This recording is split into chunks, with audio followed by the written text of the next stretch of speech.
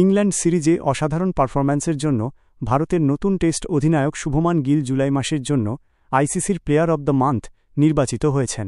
এর মাধ্যমে তিনি একটি অনন্য ইতিহাস গড়েছেন। গিলের অনন্য কীর্তি।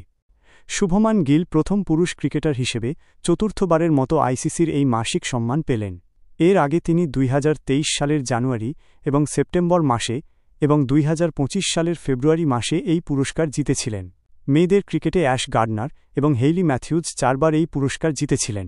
এবার শুভমান গিল প্রথম পুরুষ ক্রিকেটার হিসেবে তাদের পাশে নাম লেখালেন। জুলাই মাসের পারফরম্যান্স।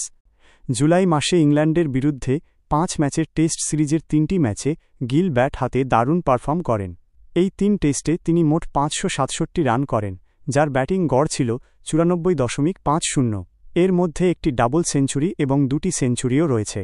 তার এই দুর্দান্ত পারফরম্যান্সের সুবাদে ভারত 2-2 ব্যবধানে সিরিজ ড্র করতে সক্ষম হয় এবং Gill player of the series ও নির্বাচিত হন।